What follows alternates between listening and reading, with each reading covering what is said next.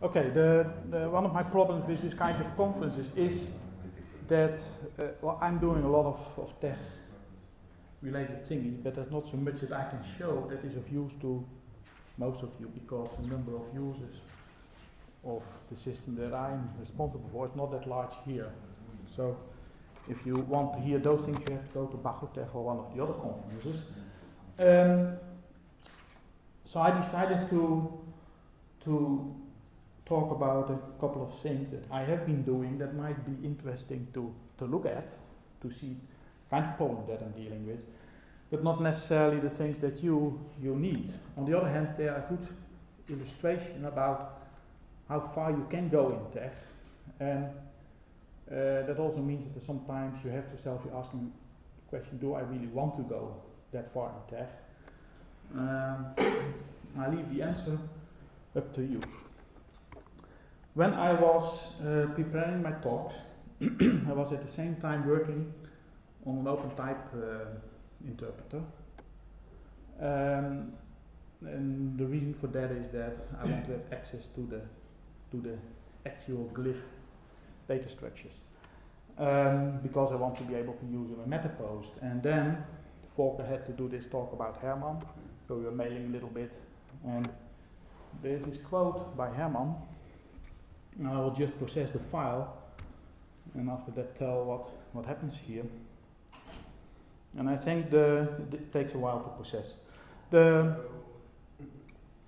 quote is actually about how far do you want to go? Yeah? Do we really have to use every trick that the computer applies it? Now, what's the trick about this thing?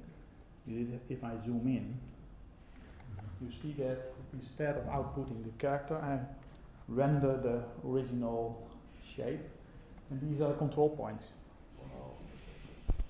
So what you get here is, let's say there's a ligature there, so the tech engine is actually doing all the work it needs to do, kerning, ligature building, etc., etc. At some point I feed it back into MetaPost, which then uses the original outline information in the font to render the glyph. And well, I know that Martin is here, so I'm also prepared for the question, does it do HZ? Because it has been PDF feature for a long time. And this is what you see, the difference if you apply protrusion on the top and HZ. And this is a typical case where tech, because I feed it into MetaPost, really re-renders the shapes. And this is pretty much over the top, I think. There's a poster there where you can see the thing in a bit more detail. Here it's hard to zoom in. You can just see it. It took a bit of effort to get it right on the printer, but you can see it. So where to stop? This is probably one of the places where you really have to stop. Although Boguslav wants to do this kind of stuff, of course, in the next generation tech engine. Okay, where to stop? I will be just running stuff, so this is the first thing I run, so this is actually the same, using the same trick. Where to stop? I have 3 examples. It depends a bit on how much time I need. I can always continue after the break if there's really interest in this kind of stuff. The first is profiling lines. That was the original idea, to talk about that. Then there is something that I call removing stuff that is actually can be used in plain text, so therefore it can also be used in the other text, I guess. And there is some madness that I can, if I have time, talk about. Okay, profiling. I will just run examples. But let's start with a little bit of introduction. In one of the products that I have to render from XML, and this is typically one of those unattended cases, so you have to run it and something has to come out and you cannot check everything. is this. This is a simplification, of course. Yeah, you have two columns, and everything has to be on the grid. Now, if you look at this, let's first run it without any tracing. This is two column paragraph with the stuff on the grid, yes? Now, if I show what actually goes there, is this. A bunch of characters, pasted together, either or not with kerning. I will not show the kerns in this case. And they fit on the line. This is still a relatively safe piece of text. You don't see anything special in it. Let's also show the boxes. Yeah. What you now see is, I've exaggerated them a bit, that basically this paragraph is, it was already mentioned I think in the previous talk, a bunch of H boxes. And these H boxes share a characteristic. They have a certain height and a certain depth. Now the interesting thing about TeX is TeX doesn't even have a real concept of a line. It has, it has paragraphs, but no concept of a line. There is something, if you have H boxes, Johnny was talking about pasting all these things together, and H box is one of these fundamental structures. It has a height and a depth, but even that is not really defined in TeX itself. TeX doesn't have a concept. Basically, it doesn't have a concept at all. So you have to build it yourself. It's also one of the difficult things to explain to users. Blah blah blah columns. No, TeX doesn't have a concept of columns. You can implement something that looks like columns. And because TeX has a generic mechanism of splitting, you can actually do multiple columns. Okay, so these are this two column thingy is just a bunch of H boxes pasted together. But as Frank already mentioned, everything relates to everything, and there's never a solution that fits everything. Well, I think we keep trying to do it, but it's you're fighting in most cases with yourself. So let's look at a more real life example. This is the kind of text that I had to deal with. I just took the raw text. There's a couple of samples that we have. So something is sticking in the margin, forget about that. This was the case I had to solve, so I need this frozen boundary condition. So what you see here is that, well, if I show the example, this is just text. I put it in what I call a boxed column. That's for demonstration purposes, but it uses the same mechanism as the normal column mechanism. And I don't do anything special. This is how it comes out. So there is a fraction there, and of course a fraction is slightly larger than one line, so it goes to the next one. Let's see if I have turned on the right thing. Yeah. Box columns themselves use a kind of grid system, so this is why there is more space there. It tries to put stuff on the grid when it breaks. This is a bit higher. This actually is not so large, but still larger than a line. So these are three examples of things that we ran into. Okay, so you can say this is still, well, is it okay or not? If you say stuff has to be on the grid, it's okay. Problem, of course, is that if you have customers who demand that something goes on the grid, as soon as they see this, they say, well, it has to go on the grid, but not that one. One reason why the particular document had to go in columns was that they thought it would be too much text, and a lot of text means more pages means more expensive printing. Now, if most of your content, in this case it was, the answers to exercises, is very short sentences and whatever, it doesn't help you much, you end up still with a lot of text. Go a bit ahead.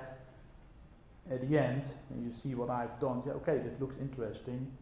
And when I reached that point, they already decided to go one column and forget about columns and grid, because they didn't get the number of pages that they wanted to have in order to, so it was exactly the other way around. They, you get 10 pages instead of 20, and then they say, oh, wait a minute, this is too much, we still want 20 pages.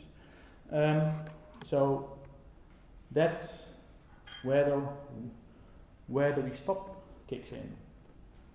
What I'm going to show you now might look interesting, but in the end I didn't need it. It ends up in the context kernel. It's there for users to use, but I really wonder who will use it. I myself cannot use it because, well. Okay, so this is the second example. So now you see I have an extra parameter here, grid.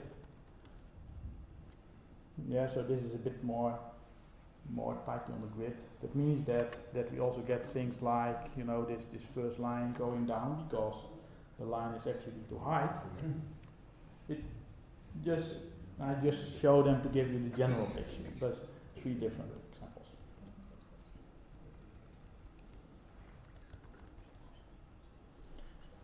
Now the next example, I will first run it. Yes, shows a slightly different thing. Here, I run a profile over the lines, and that means that if you really look at how high a line is, that there are cases where you say, if you think about this grid, that you say, well, the distance between the line is not,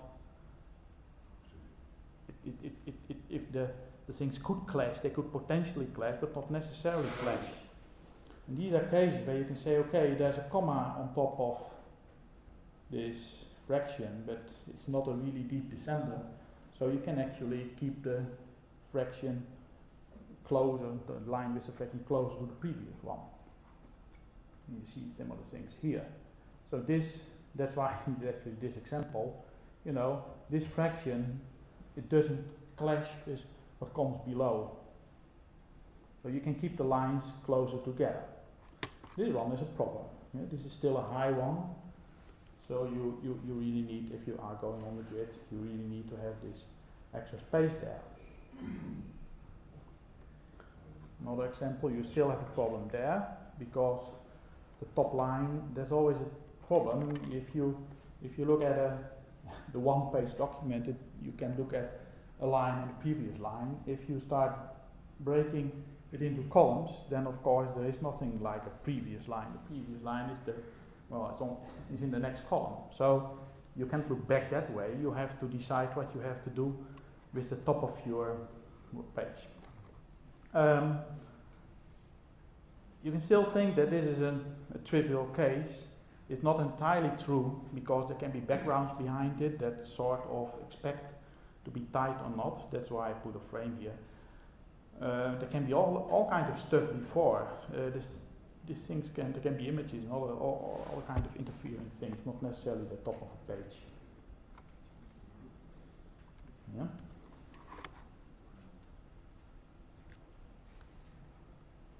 Okay, so this was the next example.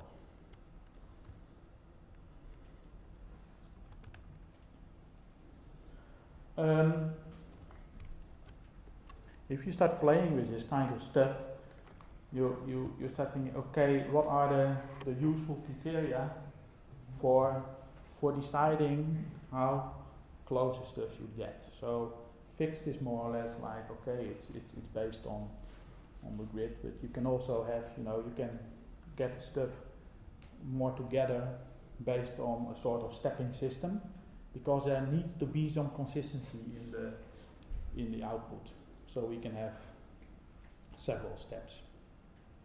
You see there's a difference per font. So the top line is Computer Modern, Pagella and Deja Vu. So there's a bit of difference in between them. I mentioned lines. What you normally have in text system is that there is some kind of default interline spacing. Interline spacing then means that there is sort of assumption about the height and the depth of a line. And it's very important to keep in mind that some fonts need more height than other fonts, or less depth than the other one. Yeah, I think this is often forgotten by users, but it is really something that you need to think about. Because if you choose the right values, in many cases you won't have problems with, fractions that are too high or low, because it might depend simply to the chosen height and depth of a line.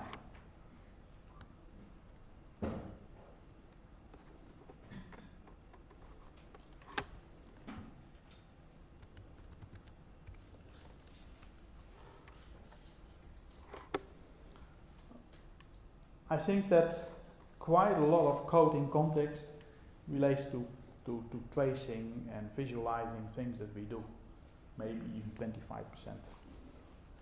This is the kind of things that you try to get an idea about how much it will help. It doesn't matter what goes there, these are just random simulated thingies with random heights and depths, and you see that it's very hard to predict what will happen. That also makes this mechanism a bit fuzzy. You cannot say, okay, I turn these knobs and now I will get that. It really depends on the situation. You can even, if you get an update of the fonts, it can already mean that the outcome will be completely different. Is that also a design decision at the time of making the fonts? Which scaling factor for the fractions, so designing them in a way that they don't interfere? I think computer models Yes, in yeah. a way that it fits and Yeah, every other font works this way. you would expect that, yeah, but I get the impression that it's not done. There's a rule, how thick is the rule, things like that influence it. Then you have got the space.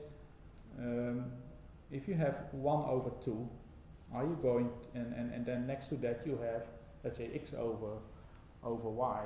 Do you want them, if you see them next to each other, aligned or not? So do you put struts in front or not? The question is, which is the ratio of the first level and second level script size? Is it 7 point or 5 point, or if it's something else? And this may be font dependent. What's the choice? It in OpenType it's sort of prescribed. Yeah, it's one of the parameters to put it there. Should we listen? The font designer has to come up with the settings there. Often it's just copied from somewhere else without much thinking. That's true, but let's say if in the case of, let's say, Latin Modern, it's easy because they took the values from that came with CMI. But for instance, they were chosen in a way that it does fit. Yes. So now, how about, let's say, Pagella? Should we really take the values that the font guys have chosen? I don't even know how and why they've chosen these particular ratios. Are we permitted to change them? I have no clue. Okay, so this shows that you can also get, even if you do this kind of things, there are always clashes that will make the stuff look bad.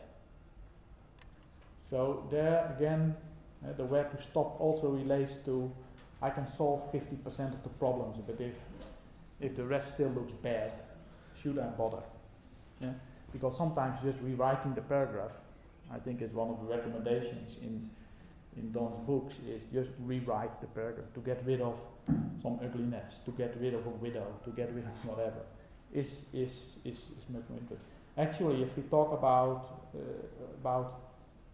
kind of structured coding, one of the things I think would be really interesting if authors would think of, okay, I can add not only this phrase, but I can add some directives about if it wouldn't really fit, how to do it differently. We have sometimes played with things like replacing words by synonyms and things like that, just to say, okay, if you use this word, you might also use those and those words, and then you can actually make a better paragraph. Why not?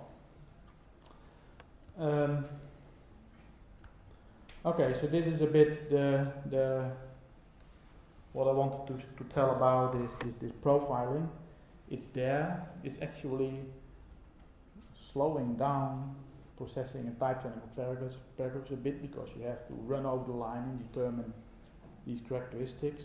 There's a little bit of housekeeping involved, because it needs to be carried along, and well, then it is to be used in combination with, for instance, grid typesetting, or in context we have rather complex spacing model with weighted spacing and things like that, it has to really work with all these mechanisms. So you write a mechanism like this sort of independently, and then you fit it into the whole system. You say, okay, it has to work with this and this, and then you get this common programming thing. Like you basically want to set up the system top down. I have this, and then on top of that, but it doesn't work that way, because if this is so fundamental, you define something before you use it there, and you get very quickly dependencies that you don't want. And this is the decision: do you go that route or not?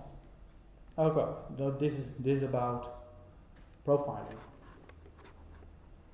Any questions about that?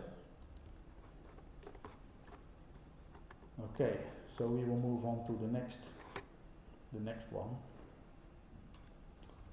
I will just process this because it's easier.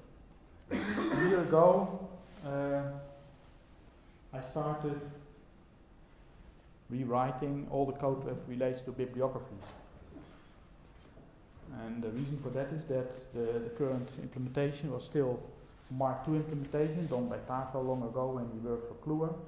I had updated it a bit, but somehow I got the impression we can do a better job than that. Also because it's 15 years later.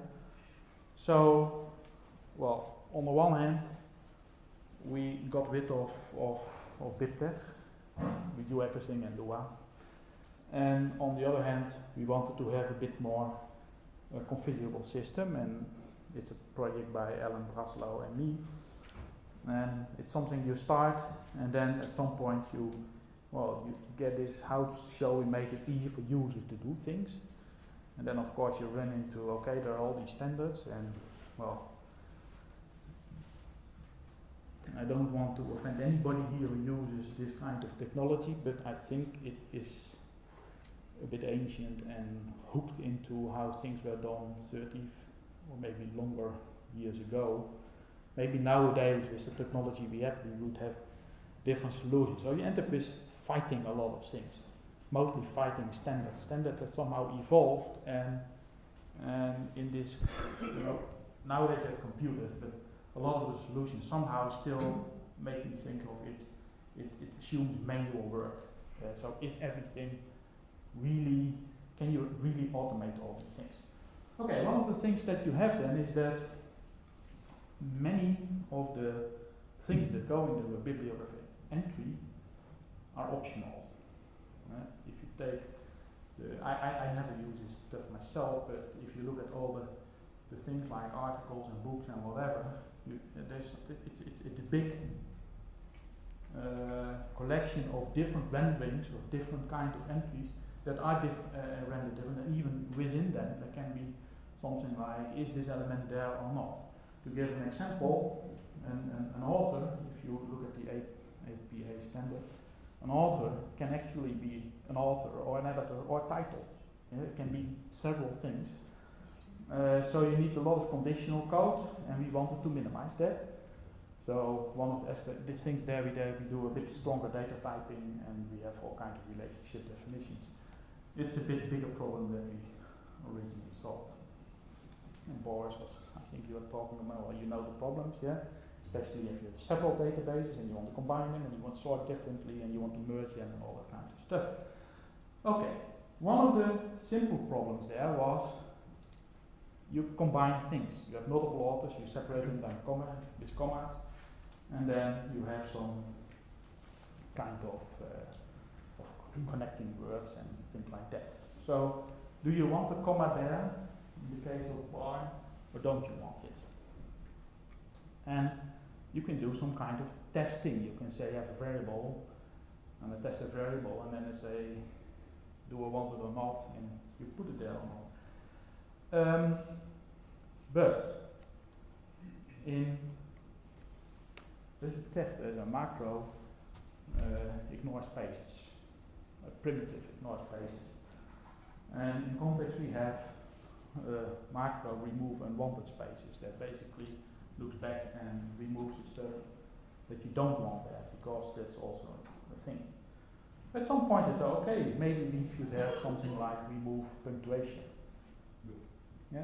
Remove the comma because you want to put an end there. In this case, if it's generated, this is always generated code, so sometimes you don't know in advance what you get. You can say, I have 3 things. If I'm at the third one, I don't put a comma there, I put an end. That's one approach. You can also go cheap. I always put a comma there because it's some common code. And then when I meet the condition that I put the end there, I just remove the comma and I put the end there. So we had macro remove punctuation.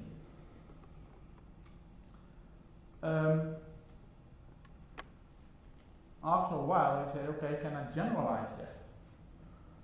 So, because what is punctuation? If you have access to Unicode data, you can actually quite easily determine which is punctuation, and you can act on these categories, but maybe users have a different perspective of that. So here, you have punctuation, it is the comma, yeah, but it's also like you backtrack, put a comma, and then put a space there, so the punctuation is a little bit more than only the comma. So then the next logical step was to have something like we inject a comma, and we mark the comma as such, and then we can, at some point, if we have to inject the last piece, the and others, this one, if we have to inject that, we just remove the punctuation, so we backtrack, and then inject the others, which is space and others. Yeah? So we have generalized now the concept of removing something. This is normally a kind of abstraction that you have to do. Is there are some variables somewhere, there is some kind of general setup that does something, and okay.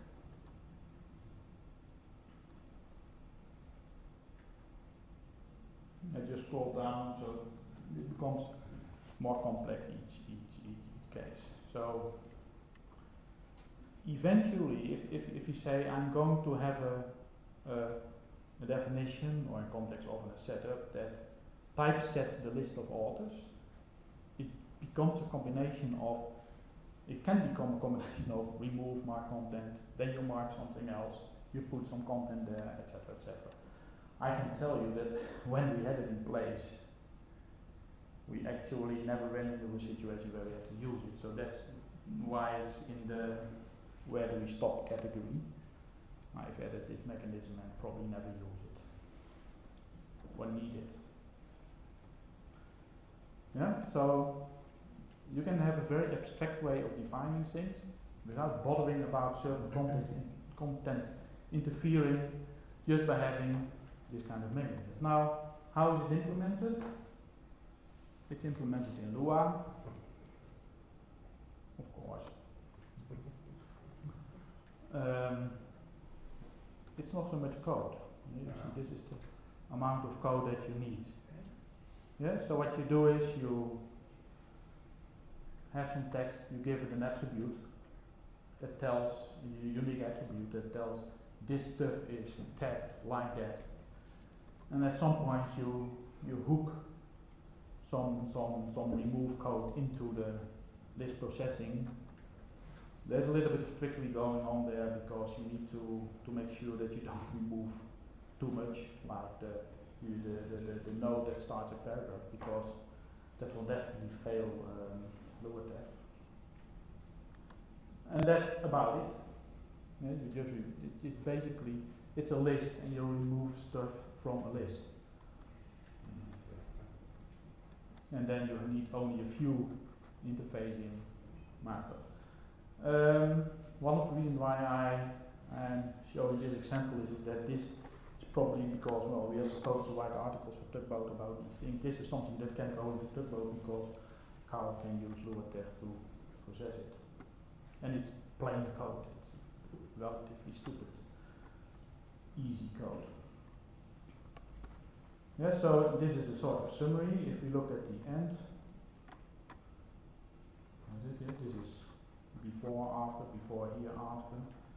Yeah, before we put something there, here, we remove something. Yeah? So you can really, it's not only punctuation, you can basically remove everything that somehow can get tagged.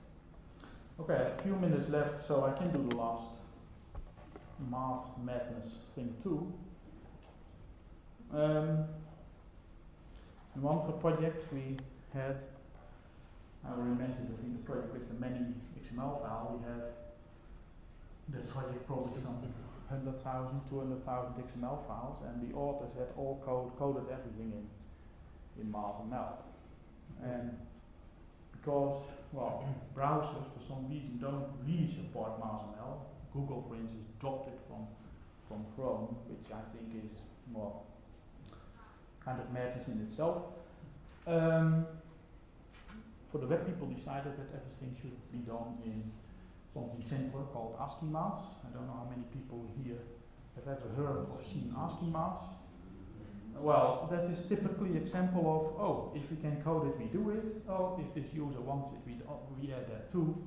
And I have a few examples that show this. Let's say, where's the let's first comment this stuff.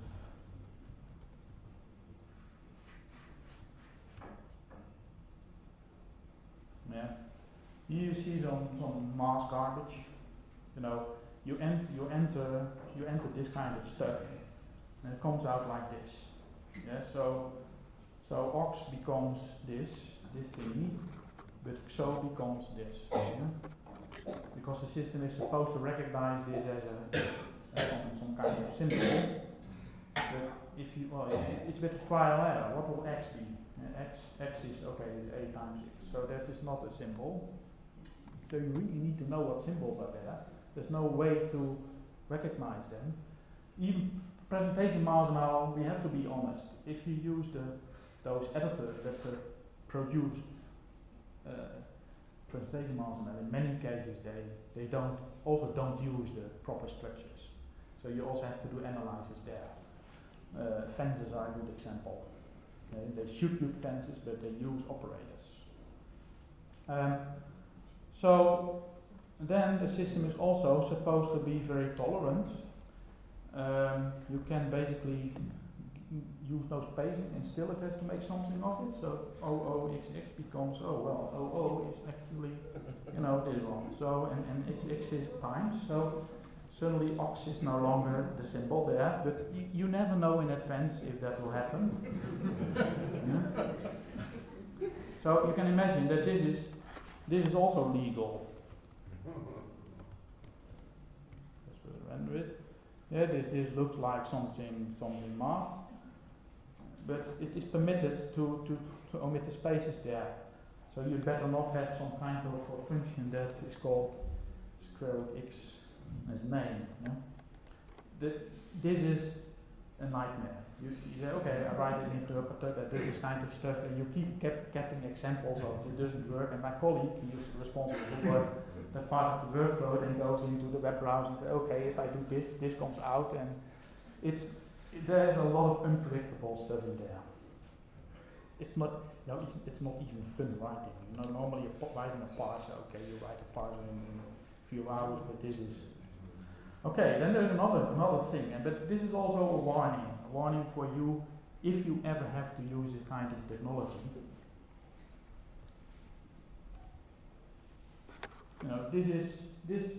These all look quite okay. Yeah.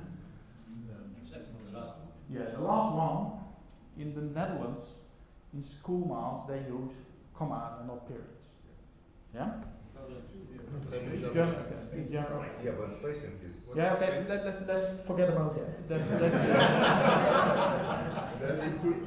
To be honest, you can pay a lot of attention to how it renders, but that's not actually what I care about. Sometimes I want that little space. But spacing is actually what the issue is about. Now the thing is, I used parentheses there, yeah. So there's some way to recognize that it belongs to the root. So what do we get here? ASCII math assumes that numbers can use periods. Yeah? And the reason is that because they want to be nice, minimal coding, all this minimal coding stuff, the less we code, the nicer we are for users. So, okay, it is supposed to recognize. That means that the parser has also to, it has to operate on units like numbers. But not everything is a unit. Okay. So what we have is that imagine that you have this number and you need to do something with it.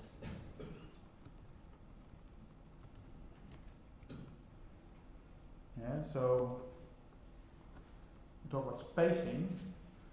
For some reason the people involved wanted to have spaces between every third. Yeah. Yeah.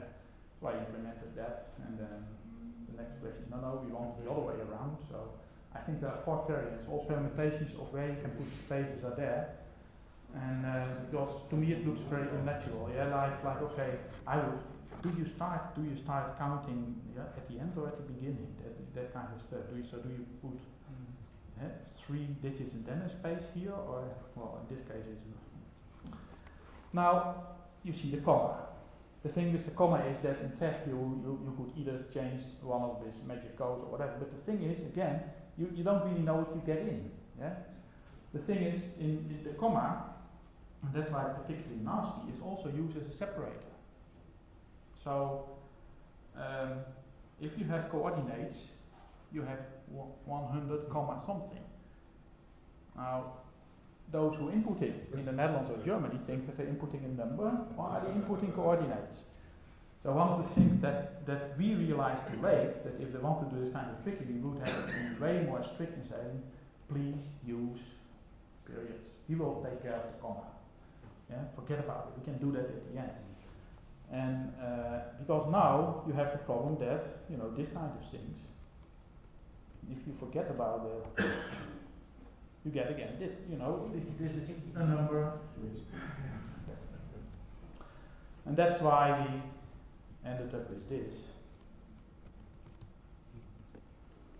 So you can input a number, it will be proper ASCII mask, and we just have an option to replace the period by the comma. Of course it means that the authors have to go through all the files that they have, well, not used periods, but commas in the numbers.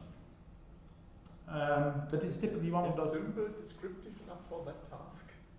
Yeah, you could probably script it, but the thing is, in as Kava mentioned also these XML and multiple flows. The thing is that we are only at the end of the food chain. At the end of the we get the XML, and but now the policy is normally the web is always the limiting factor, because they have to use all kinds of tools and things that they cannot change themselves.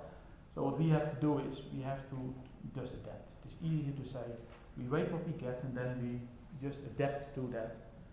In this case, it sort of backfires not so much to us, because we can still somehow, in many cases, catch it.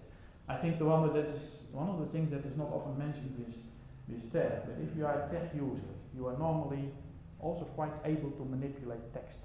Yes. And that's where the power is, that the combined knowledge of dealing with whatever they throw at you, yeah, and do something with it, is something that belongs to the tech community. So it's often not, we know how to deal with it. Communicating it back is something different. You should not always say you did it wrong or whatever. That doesn't work out well. Especially, of course, if there are complete editing flows where that should officially have been taken care of. So this is a bit what I wanted to show. So these are all examples that I will probably never use myself, but they are there.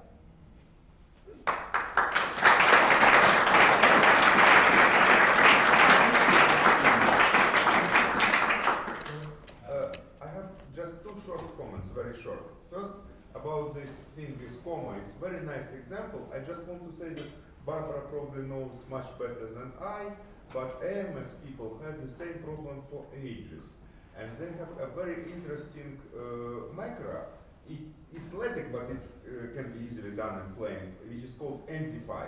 which takes a list with n commas, and then it says that if you have just one comma put, so you can do what you did in Lua, you can do this in plain text, and it's done in plain text in Well, in this case, the reason that I do it in Lua is because Yeah, I writing the understand. ASCII mask parser in Lua is definitely easier than Yeah, writing I that one in understand. text. Have you considered Haskell? Yeah, I just wanted to mention that somebody did it, and it's really a very smart trick. I really spent lots of time just looking how it works, and that's fascinating. And second thing about this last thing, we set up ASCII symbol. What you really need to do, you need to distinguish between input and output encoding, because you might have situations when the offer writes dot, but you want comma in the output. You might have situation when the offer writes comma, but so you basically need, you have all the four situations if you have offers from one country and the output from another country, so you probably need to extend it to two actually semantics. Input symbol, output symbol. Well, this is what in many cases in context is the case, but the thing is, you then still have the problem if the input is not encoded. Yeah. But can I just add a follow-on to Bruno? It's not just the symbol encoding.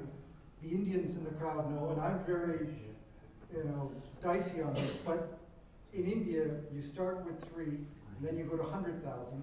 And what is it with crore? Is it 5? It's not 333. It's 3, 2. Pardon me? 322, right? Okay, yeah, so it's not just a symbol. Yeah. So please don't freeze the code yet. I think Indian people have other tools and means. If you start asking for it, then this is the trivial stuff. That's the once you have it in place, it's. Any other questions, comments for Hans?